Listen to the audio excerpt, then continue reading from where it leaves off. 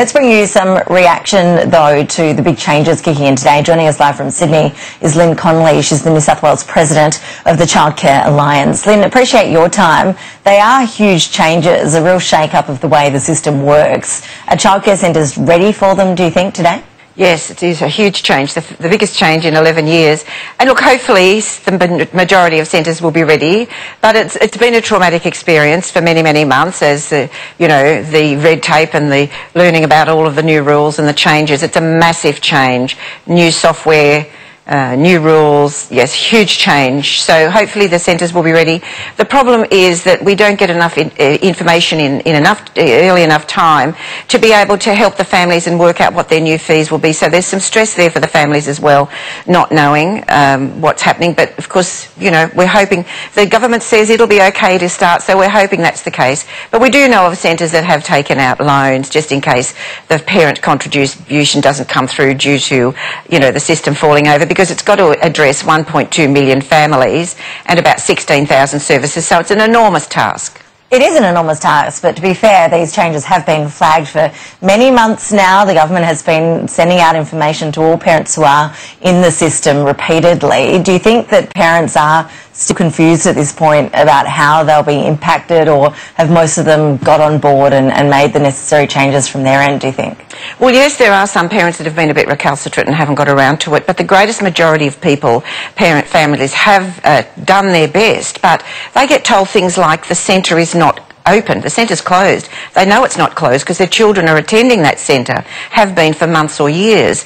They get told that they're locked out of their MyGov account is locked and they've got to come into Centrelink to be able to unlock it. And in regional areas, sometimes when they go in at lunchtime because they're working, Centrelink offices close. So there's all these situations. It's not just families not bothering. There's a lot of issues out there that families can't help.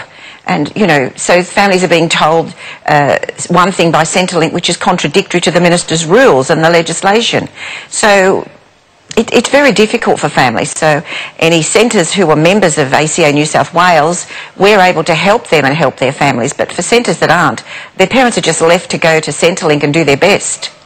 Yeah, look, it is a huge change, and no doubt there'll be teething issues with that. I'm keen to look at the fallout from these changes. Do you expect that many childcare centres will actually change their operations? Will they be changing their pricing to reflect the changes? Do you think we will see a downward pressure on prices as a result of the overhaul? Well, look, I can't see that there'll be a downward pressure on prices. Look, for example, I can speak about New South Wales.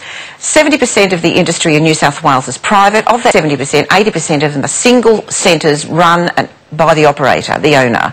And so these ladies, and usually ladies, they work on a daily basis with families. They understand the cost of living pressures their families are facing. They don't just put the fees up for the fun of it. But you know what? We've got this ever-increasing, costly and onerous burden of regulation changes all the time at state level. We've got red tape at state and federal government level. All of these changes, and they all cost money. It's just enormous. Our wages for our staff are between 70 and 80% of our intake, depending on the age of our children. Our utilities, like every home in Australia, keeps going up every year. Rent goes up annually.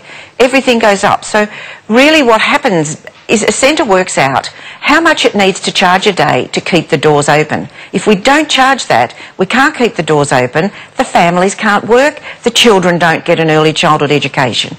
So it's not about pushing fees up and taking advantage of all this. This is absolutely horrendous to make these statements about services. They are doing their best as well. Very difficult circumstances for them.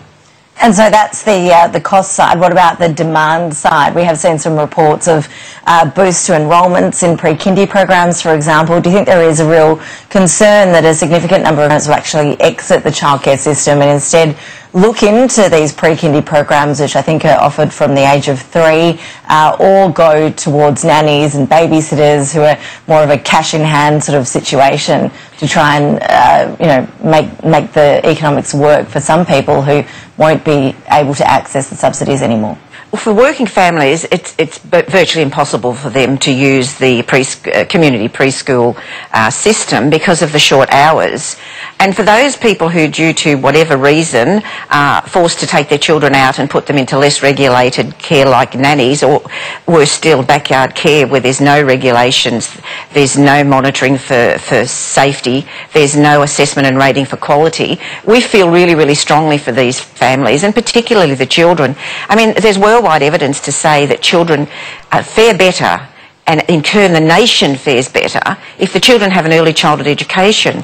So in many instances, the children who are being locked out are the children who mostly need it the most. So we are all about the children, yes, and the families, but it's the children. They're so important. We must get it right for the children. There are safeguards, though, in place under this new scheme providing support for disadvantaged families, and overall billions and millions of dollars are being injected of taxpayer funds into this new system. Overall, do you think it is going to see more families be able to access the services you're talking about? Well, working families, yes. Overall, though, there is a cohort of children that will receive nothing if their parents choose to not participate in the work and study, or one parent. So you might have one parent at home and one working. So I think it's around 200,000 children who will be locked out. They get absolutely nothing. And, you know, this is really sad. Because a mum or a dad chooses to stay home and rear their own children because they think that's the best way, it's not fair for this nation to lock their children out of early childhood education. Lynn Connolly, I appreciate you joining us. We're going to continue to bring you some more reaction throughout the morning to the changes that are kicking in today. Appreciate your views with us, Lynn Connolly. Thank you so much. Yeah, well, thank you so much.